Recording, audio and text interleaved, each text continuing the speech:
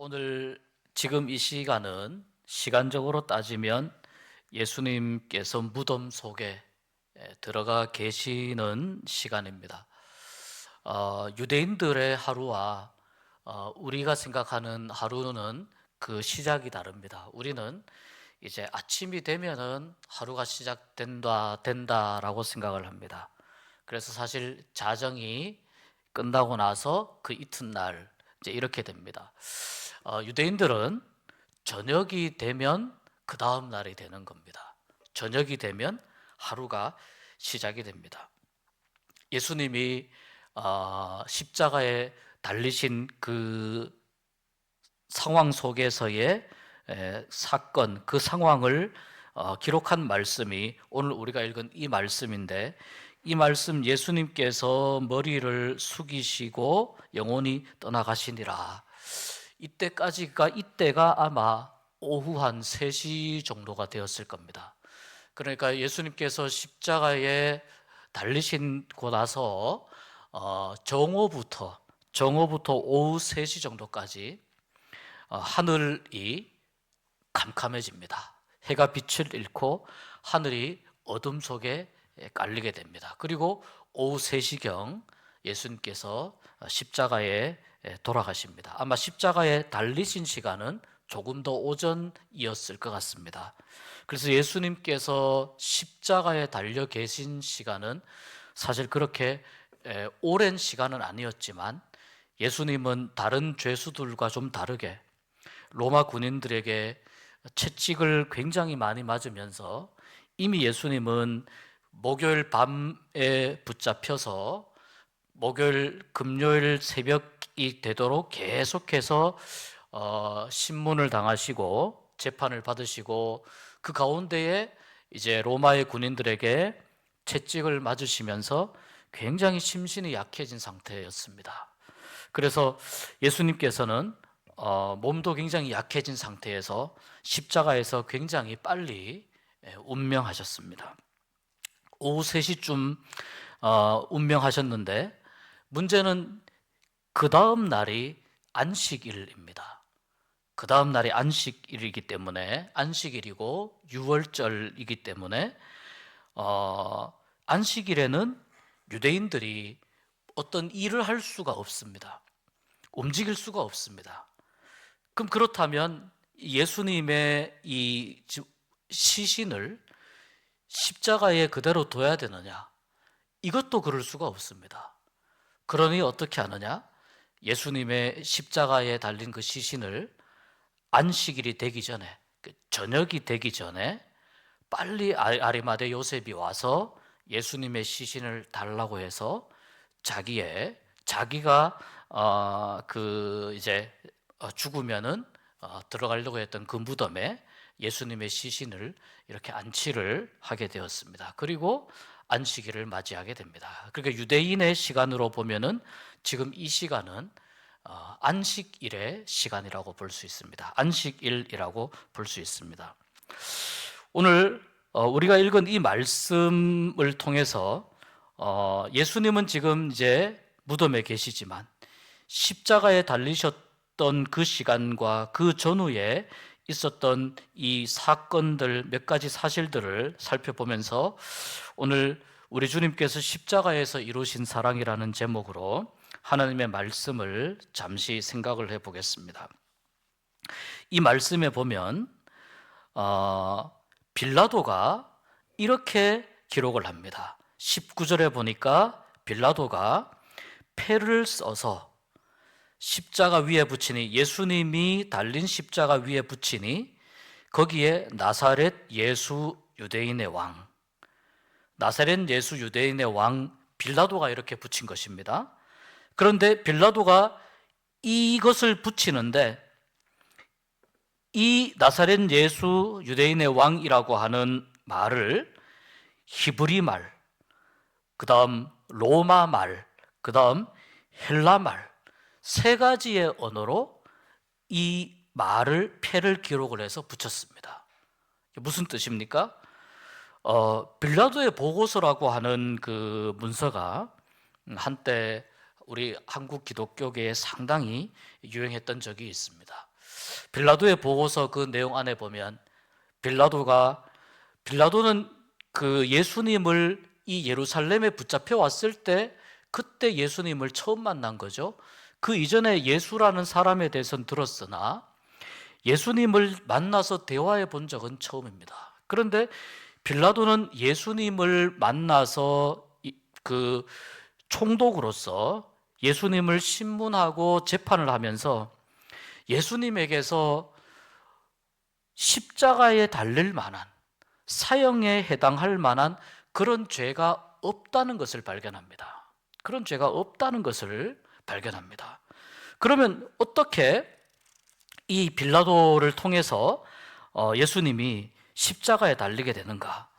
그러니까 예수님에게서 사형에 해당되는 죄가 없다는 것을 알고 있지만 그 당시의 분위기가 이런 분위기였다는 겁니다. 우리 읽지는 않았지만요, 제가 19장 제가 7절 8절 말씀을 한번 읽어드리겠습니다. 유대인들이 대답하되 우리에게 법이 있으니 그 법대로 하면 그가 당연히 죽을 것은, 이제 율법을 말하는 겁니다. 유대인들이 그가 자기를 하나님의 아들이라 함이니이다.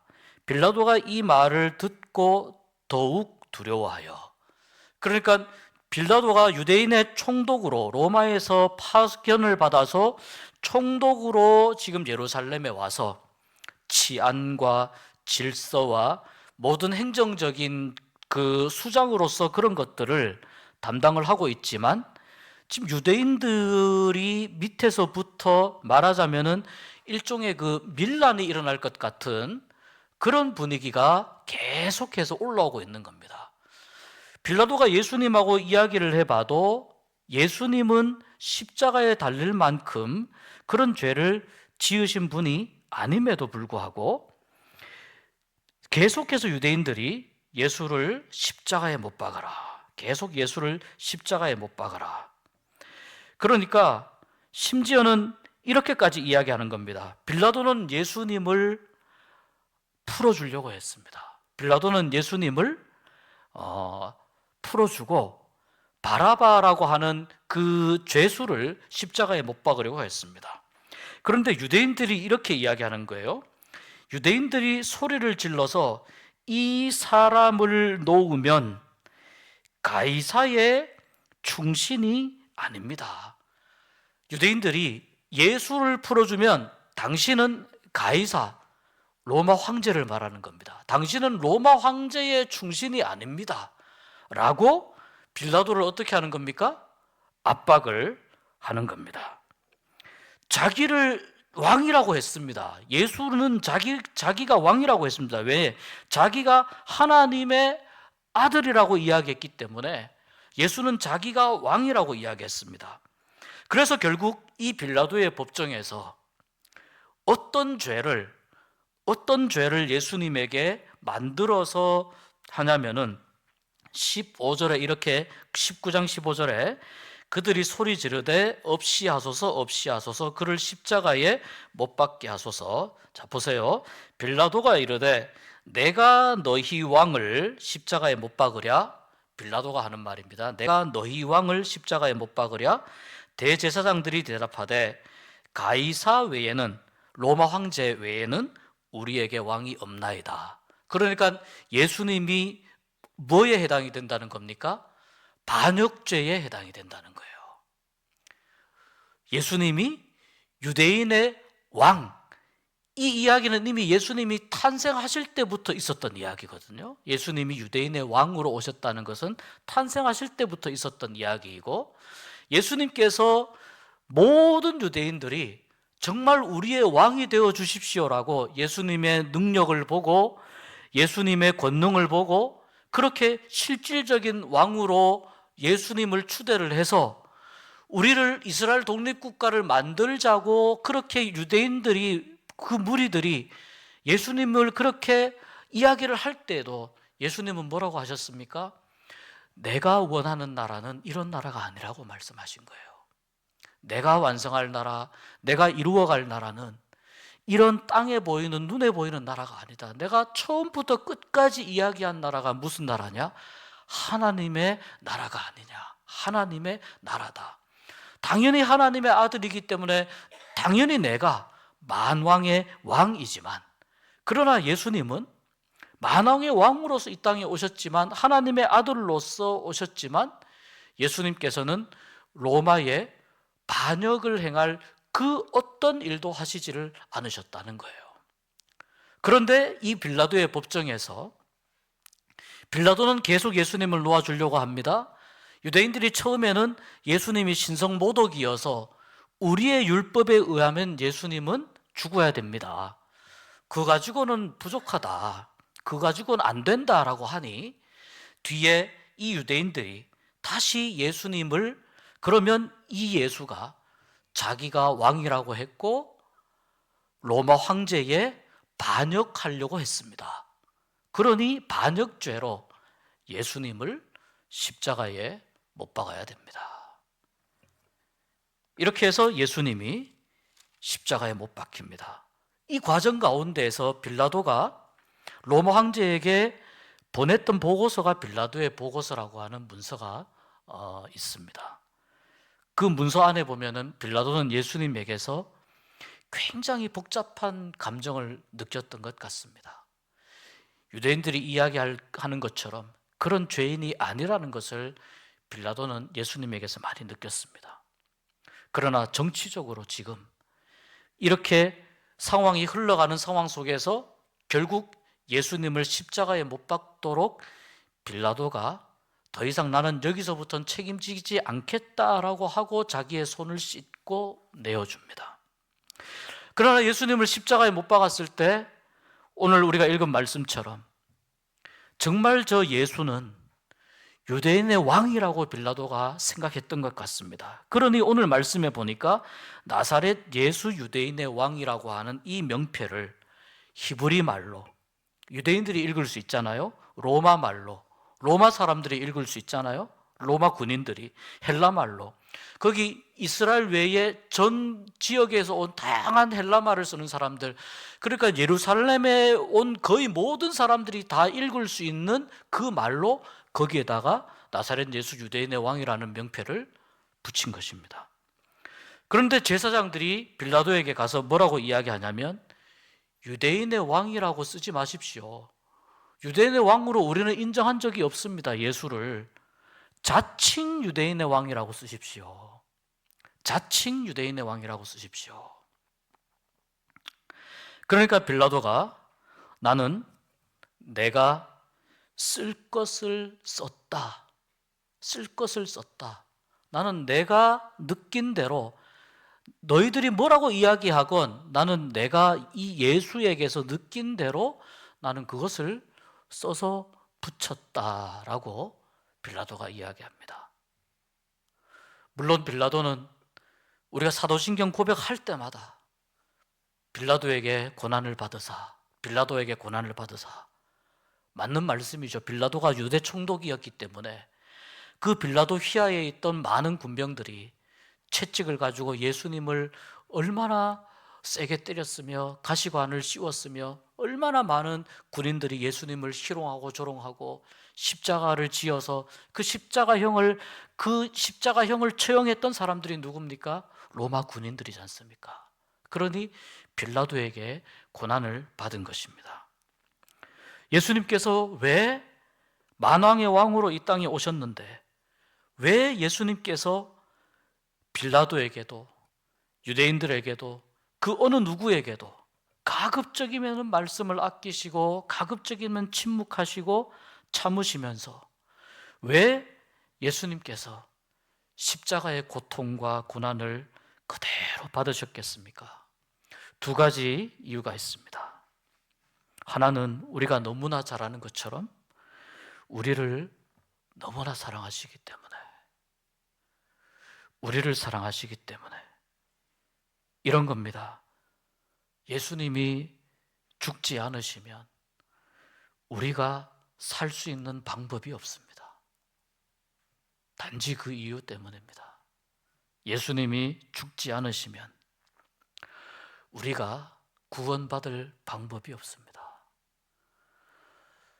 이 십자가에 달리신 예수님의 이 이유에 대해서 우리가 그 앞에서 어떤 변명과 어떤 말을 한들 예수님의 십자가의 이 고통을 우리가 어떻게 감히 이야기할 수가 있겠습니까? 단지 그 이유입니다. 오래 참으신 이유도 우리를 사랑하시기 때문에, 인간의 몸을 입으시고 이 땅에 내려오신 이유도 우리를 사랑하시기 때문에, 우리를 구원하시기 위해서. 그리고 그 예수님에 관한 말씀이 구약에서부터 여러 다양한 성경 말씀에 예언되어져 있습니다. 그래서 성경이 하신 말씀을 응하게 하시기 위해서 오늘 우리가 읽은 말씀에 그런 말씀이 굉장히 많이 나옵니다. 예수님은 십자가 위에서조차 성경에서 예수님에 대해서 하신 말씀을 응하게 하시기 위해서 예수님은 십자가 위에 계셨습니다. 24절에 보니까요, 군인들이 예수님의 옷을 빼앗아 가지고 그 옷을 제비 뽑나이다. 이것이 시편 22편에 이 말씀이 나와 있어요. 군병들이 예수님의 옷을 제비 뽑나이다. 28절에 예수님께서 내가 목마르다 말씀합니다. 내가 목마르다. 그러니까 거기 아마 군인 중에 한 명이 이렇게 십자가에 달려있는 예수님에게 그 창 끝에다가 이렇게 신포도를 적셔가지고 예수님 입에 이렇게 아마 그 머금도록 그렇게 신포도주를 주었을 것 같습니다. 내가 목마르다. 시편 69편 21절의 말씀을 이루기 위해서. 오늘 우리가 읽지 않았습니다만 31절부터 쭉 보면은 이때가 유월절이라고 말씀드렸잖아요. 유월절이자 안식일인데 유월절에 먹는 음식 중에 어린 양이 있죠. 그래서 예수님은 세상 죄를 지고 가는 하나님의 어린 양이신데 유월절 어린 양은 어떻게 먹냐면요, 뼈를 부러뜨리거나 뼈를 꺾으면 안 됩니다. 출애굽기 12장 말씀에 나와 있는데요, 제가 읽어드리겠습니다. 출애굽기 12장에 유월절 어린 양을 보시면은요, 한 집에서 먹되 그 고기를 조금도 집 밖으로 내지 말고 뼈도 꺾지 말지며. 예수님께서는 유월절 어린 양으로 이 땅에 오셔서 우리의 모든 죄를 다 짊어지셨는데, 유월절 어린 양으로 이 땅에 오셨기 때문에 유월절 어린 양처럼 예수님의 뼈는 다행히 꺾이지 않았습니다. 그 십자가에 달려있는 그 시신들이 이제 죽었을 때에, 또는 죽음을 빨리 죽게 하기 위해서 이렇게 커다란 몽둥이 같은 걸로 우리 이렇게 오한마 같은 거 있지 않습니까? 그걸로 무릎을 가격을 합니다. 그럼 무릎뼈가 부러지면서 십자가에 달린 사람이 발로 겨우겨우 버티고 있다가 툭 떨어지게 됩니다. 빨리 죽게 만드는 방법인데, 예수님의 뼈를 꺾으려고 로마 군인이 갔는데 보니까 이미 그때 예수님이 돌아가셨습니다. 그래서 예수님의 뼈를 꺾지 않았습니다. 그래서 그 뼈를 하나도 꺾지 아니한 것은 성경을 응하게 하려 함이라. 성경에 기록된 말씀을 우리 주님께서 응하게 하시기 위해서도 이 안에도 뭐가 있습니까? 온전히 십자가 안에서, 십자가 위에서 우리를 향한 구원의 이 사역을 성경에 기록된 대로 완벽하게, 완전하게 이루시고자 하는 주님의 사랑 때문에 주님께서 십자가에서 이러한 고난을 다 받으셨다는 것입니다.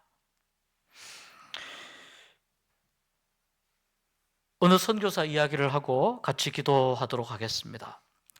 어느 선교사님이 아프리카에 선교를 하기 위해서 이제 배를 타고 먼 아프리카의 그 항구에 도착을 하는데요, 그때가 아마 아프리카의 흑인들을 잡아다가 노예로 이렇게 많이 사고 파는 노예 시장이 이렇게 있는 그 시절이었던 것 같습니다. 보니까 흑인 엄마와 흑인 아이가 같이 서로 안고 있는데 경매에 붙였습니다. 경매에 붙였는데 이 흑인을 살려고 하는 사람이 아이는 일을 못하니까 밥만 축내니까 필요 없고 엄마만 사겠다는 거예요. 그래서 엄마에 해당되는 것만 사고 아이는 떼어놓고 그렇게 엄마를 막 데리고 가려고 하는 거예요. 그러니까 이 흑인 아이와 흑인 엄마가 헤어지지 않으려고 서로 붙잡고 울면서 막 주위에 사정사정을 합니다. 주위에 하소연을 합니다. 우리 같이 가겠습니다. 그리고 내가 두 사람 몫을 일할 테니 사달라면은 우리 두 사람을 같이 사서 데리고 가십시오. 나하고 이 아이하고 떨어지면은 이 아이는 죽습니다. 그런데 그렇게 막 부둥켜 안고 울고 있는 이 흑인 모자를 당시에 흑인 노예니까 물건으로 볼 수 있지 않습니까? 그 새 주인이 도저히 안 되겠다 싶었던지 이 흑인 아이를 죽이려고 새 주인이 칼을 들어서 흑인 아이를 향해서 찌르려고 할 때 마침 그때 선교사님이 그 옆에 있었습니다. 흑인 아이를 찌르고 흑인 엄마만 데리고 가려고 하니 이 선교사님이 그 칼을 자기의 손으로 붙잡았어요. 자기의 손으로 붙잡고 아이를 구해냈습니다. 그리고 이 두 사람을 그 새 주인이 사가지고 가려고 하지 않으니 선교사님이 더 비싼 값을 주고 그 두 모자에 해당되는 돈을 지불했습니다. 그리고 두 사람에게 이야기합니다. 손에는 칼을 맞아서 피를 흘리면서 내가 두 사람의 몸값을 지불했으니 가서 자유롭게 사십시오 라고 이야기했어요. 그러자 이 흑인 모자가 우리가 아프리카에서 어디 가서 산들 우리가 지금 경제활동도 못하고 또다시 붙잡혀 와서 또 우리가 노예가 될 수 있으니 선교사님을 따라서 우리가 선교사님의 일을 도와드리겠습니다. 선교사님께 은혜를 갚겠습니다. 그래서 이 선교사님과 함께 이 흑인 모자가 같이 아프리카에서 선교 사역을 할 때 옆에서 도와주고 하면서 그렇게 사역을 감당했다고 합니다. 아이의 생명과 또 엄마까지 생명과 자유를 선교사님이 주었잖아요. 그렇게 큰 은혜를 선교사님에게 입었는데 그래서 선교사님의 손발이 되어서 선교 사역을 참 많이 도와줬는데 그러나 이 흑인 모자도 사람인지라 인간인지라 때로는 화도 내고 때로는 불평도 하고 때로는 선교사님 말도 안 듣고 때로는 속도 썩이고 막 이랬다는 거예요. 어떨 때는 나는 일 안 하겠다 그러고 힘들 때는 그러고 한참 딴 데 가서 있다가 다시 오고 이랬다는 거예요. 그때마다 선교사님이 아무 이야기도 안 하고 자기 손에 있는 그 칼을 맞았던 자기 손의 흉터를 그 엄마에게 이렇게 보여주었다는 거예요. 그러니까 이 흑인 엄마가 그 손의 흉터를 보면서 잘못했습니다. 그리고 다시 또 선교사님의 사역을 이어가면서 그렇게 사역을 했다라는 그런 이야기를 읽은 적이 있습니다. 여러분, 만약에 우리 주님께서 우리에게 오셔서 스티그마라고 하잖아요. 우리 주님께서 손의 못자국과 옆구리 창자국과 그때 돌아가신 그 모습 그대로 우리에게 나타나셔서 내가 내 몸이 이 지경이 되도록 너를 그렇게 사랑하였다, 그렇게 우리 주님께서 이야기하신다면 우리가 여러분 주님께 무슨 이야기를 할 수 있을까요? 어떤 말을 우리가 할 수 있을까요? 여러분, 그 어떤 것으로도 이 세상의 그 어떤 것으로도 구원을 살 수는 없습니다. 우리의 믿음과 하나님의 사랑 아니면, 우리의 믿음과 하나님의 그 구원의 능력 아니면 우리는 모두가 다 지옥행입니다. 다 죽어야 됩니다. 우리가 믿음이 약해질 때, 주님에 대한 사랑이 식어갈 때에, 내 마음속에 불평이 생기고 때로는 하나님께 대해서 서운한 마음이 들 때에, 여러분, 그때에 우리가 다시 한번 생각해야 할 것은, 다시 한번 돌아와야 할 것은 십자가에 달리신 예수님, 물과 피를 쏟으신 그 예수님 발 앞인 줄 믿습니다. 백부장까지도 이렇게 고백했어요. 이 사람은 진실로 하나님의 아들이었도다. 가장 처참한 죽음 앞에서 하나님의 아들이었다. 이렇게 백부장이 고백합니다. 그분이 나를 사랑하셔서 십자가에서 온전한 사랑을 보여주시기 위해서 피를 흘리시고 고통과 수모를 당하시고 죽으셨습니다. 어떤 것을 한다 해도 그 은혜 우리가 만분의 일이라도 갚을 수 있겠습니까? 그러나 여러분, 하나님이 우리에게 원하시는 것은 우리 주님의 그 십자가의 온전한 사랑을 믿고 받아들이고 하나님의 자녀되라는 것이 하나님이 우리에게 원하시는 것입니다.